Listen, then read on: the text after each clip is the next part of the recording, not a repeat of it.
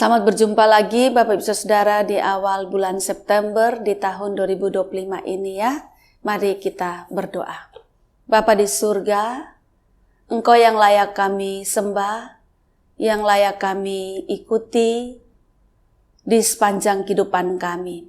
Terima kasih untuk janji kesetiaan Tuhan, yaitu janji penyertaan dan berkat Tuhan yang menemani perjalanan hidup kami. Kami berterima kasih untuk bulan baru, yaitu bulan September yang kami tapaki saat ini. Dan kembali kami bersyukur untuk kesempatan baik, yaitu kesempatan untuk membaca, berdoa, dan merenungkan firman-Mu. Terima kasih, dalam nama Tuhan Yesus kami berdoa. Amin. Bapak Ibu, saya ingin mengajak kita membaca bagian bacaan Alkitab yang selalu menarik. Tapi tentu kita tidak baca seluruh ayatnya, kita hanya baca Kejadian pasal 39 ayat 21 sampai 23. Tetapi Tuhan menyertai Yusuf dan melimpahkan kasih setianya kepadanya dan membuat Yusuf kesayangan bagi kepala penjara itu. Sebab itu kepala penjara mempercayakan semua tahanan dalam penjara itu kepada Yusuf dan segala pekerjaan yang harus dilakukan di situ, dialah yang mengurusnya. Dan kepala penjara tidak mencampuri segala yang dipercayakannya kepada Yusuf, karena Tuhan menyertai dia dan apa yang dikerjakannya dibuat Tuhan berhasil. Demikian jauh pembacaan firman Tuhan. Yang berbahagia adalah setiap kita yang mendengarkan firman Tuhan, memelihara serta melakukannya dalam kehidupan kita setiap hari. Bapak Ibu, kita sudah tahu kisah Yusuf ya, terutama salah satunya adalah ketika ia berada di rumah majikannya, yaitu Pak Potifar. Lalu kemudian ada insiden di sana, yaitu ketika Ibu Potifar ini tertarik pada Yusuf. Tetapi Yusuf dengan tegas tidak tertarik, tidak tergoda, bahkan Yusuf dengan tegas pergi meninggalkan godaan-godaan yang ada. Tetapi kemudian Yusuf difitnah, lalu kemudian fitnahan itu kemakan ya, Pak Potifar ini kemakan fitnahan dari istrinya dan kemudian ia memenjarakan Yusuf. Yang menarik adalah di dalam penjara itu kuasa Tuhan semakin nyata hadir di dalam kehidupan Yusuf. Jadi Yusuf adalah anak yang benar, orang yang benar.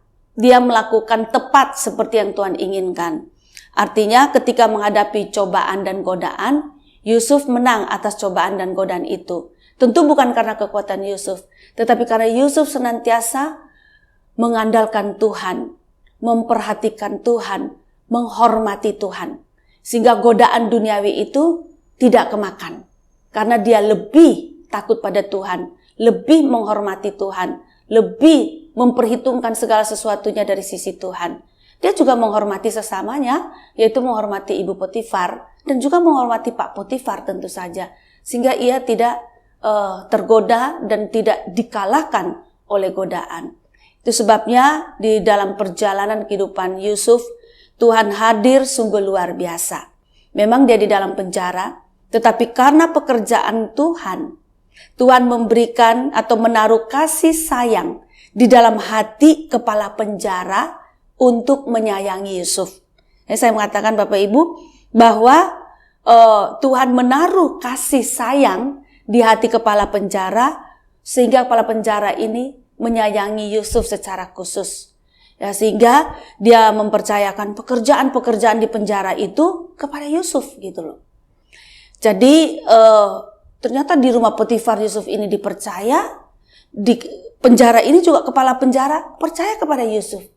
Jadi Yusuf ini memang orang yang dapat bekerja dengan baik, dapat diberikan tanggung jawab yang besar, sebab dia orang yang dapat melakukan tanggung jawab yang diberikan kepadanya dengan baik. Nah Bapak Ibu, dikatakan dalam ayat 23 bahwa kepala penjara tidak mencampuri segala yang dipercayakan kepada Yusuf. Artinya begitu dia percayakan kepada Yusuf, udah dia serahkan Yusuf mengerjakan itu. Keputusan Yusuf apa, cara Yusuf menyelesaikannya bagaimana, dia percaya penuh pada Yusuf. Nah, semua ini itu bukan semata-mata kekuatan Yusuf, Tetapi selain tadi di atas bahwa Allah memberikan atau menaruh kasih sayang di dalam hati kepala penjara itu untuk menyayangi Yusuf, juga dikatakan bahwa Tuhan menyertai Yusuf. Jadi setiap langkah Yusuf, setiap keputusan-keputusan Yusuf, setiap tindakan-tindakan Yusuf, bahkan setiap perkataan-perkataan itu disertai oleh Tuhan.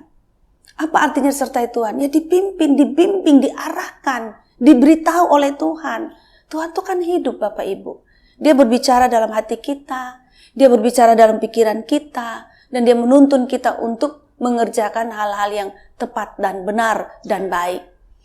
Lalu ditegaskan lagi bahwa apa yang dikerjakannya, artinya apa yang dikerjakan oleh Yusuf itu dibuat Tuhan berhasil. Jadi Bapak Ibu, yang membuat orang berhasil itu adalah Tuhan. Karena itu kita bisa lihat, ada orang bekerja sedemikian rupa, sekeras mungkin. Tapi ya, kok nggak ada hasilnya. Ada orang yang bekerja cukup keras, mungkin juga keras, tapi berhasil gitu. Nah, bagi kita orang Kristen, pengikut Tuhan Yesus, yang membuat kita berhasil di dalam segala jalan kita, itu adalah Tuhan. Dan itu dapat terjadi kalau Tuhan menyertai dan memberkati kita. Maka Tuhanlah yang membuat kita berhasil di dalam segala jalan kita. Nah, apa yang perlu kita lakukan? Setia pada Tuhan. Terus mengandalkan Tuhan. Menghormati Tuhan. Selalu memandang dari sudut pandang Tuhan. Lalu yang berikutnya adalah, jangan lupa, senantiasa berbuat baik kepada sesama. Menghormati, menghargai sesama. Bagaimanapun perlakuan buruk sesama itu pada kita, tetap di dalam hati kita Tuhan tahu, Tuhan periksa. Bahwa kita ada usaha untuk menghormati orang lain. Jadi dua, Tuhan dan sesama. Dan biarlah pekerjaan-pekerjaan kita, kalau kita yang masih sekolah, masih duduk di bangku pendidikan, kita yang sedang bekerja, sedang membangun usaha, pandanglah kepada Tuhan. Bahwa yang dapat membuat kita berhasil adalah Tuhan, karena Ia berjalan bersama dengan kita. Dan juga kita jangan lupa selalu baik kepada sesama. Memperlakukan sesama dengan baik, dengan hormat, siapapun dia. Tuhan menolong kita semua. Amin. Mari kita berdoa. Bapa di surga, mampukan kami untuk setia kepada Tuhan. Mampukan kami untuk menjadikan Tuhan poros dari perjalanan hidup kami. Segala pikiran kami, perasaan kami, keputusan-keputusan kami kiranya berangkat atau berasal dari Tuhan sendiri. Dan juga Tuhan di dalam kondisi di mana kami manusia begitu egois. Mampukan kami anak-anak-Mu untuk menghormati sesama. Untuk senantiasa berbuat baik kepada sesama. Untuk senantiasa berjuang untuk kepentingan orang lain. Dan Tuhan sertai kami senantiasa. Buatlah kami berhasil dalam segala jalan kami. Hanya karena Engkau memberkati kami. Terima kasih, dalam nama Tuhan Yesus kami berdoa. Amin.